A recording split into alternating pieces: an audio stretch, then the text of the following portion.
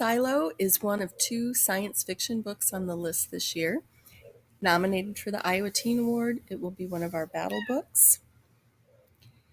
We also have both print and audio copies of this book in Mac and Via.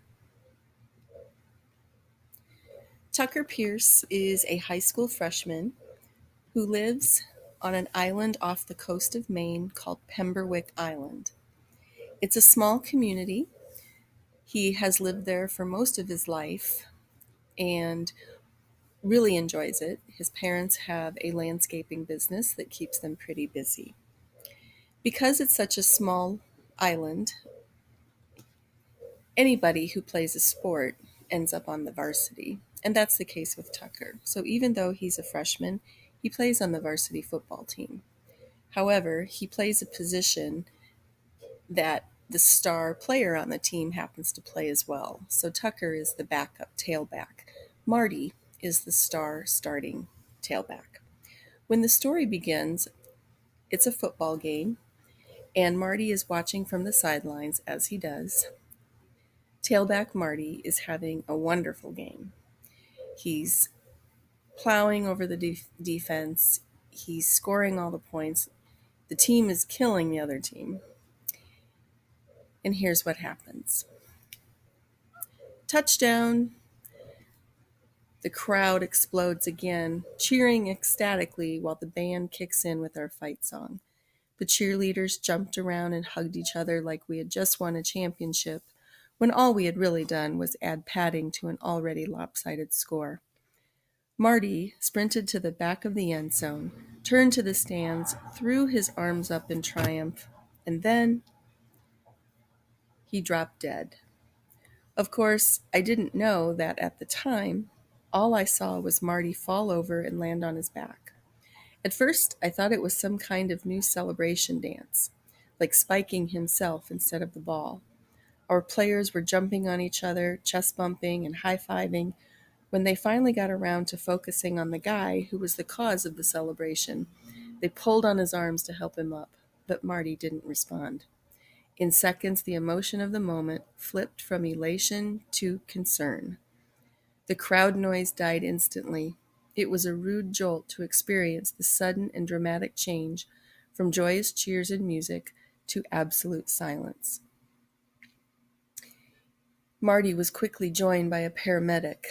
With the rest of our offense huddled nearby, watching expectantly, the paramedic knelt down to examine Marty.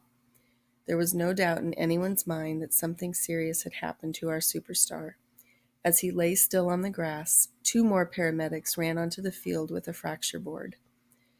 I turned around to look at my parents in the stands. They knew something horrible had happened. Everyone knew. A few seconds later, we heard the urgent scream of a far-off siren.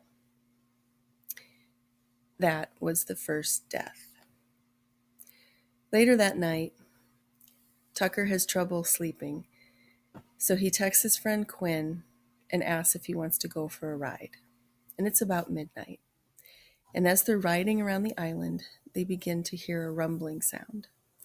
And as the rumbling continues to get louder, they look off in the distance over the ocean, and they see a dark, misshapen type of shadow start to rise above. And the rumbling continues to get louder. And then all of a sudden, there's a loud explosion, and lights fall into the ocean. Tucker and Quinn have no idea what they've just seen. That weekend, as is the custom, it's the Lobster Festival, their annual Lobster Festival on the island. And one of the traditions is a sailboat race. Quinn and Tucker are watching the race, and they notice that one of the sailboats begins to pull ahead. It happens to be a neighbor friend of Quinn's. The crowd is cheering, excited to see the sailboat pull ahead. It's a good race. The sailboat continues to go faster and faster. All of a sudden, the crowd notices that the sailboat is headed for the dock that floats out into the ocean. And the crowd's cheers become warning signs. telling the sailboat to turn and to turn, but the sailboat doesn't turn and it crashes right into the dock, crushing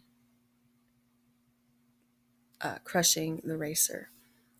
And that is the second death.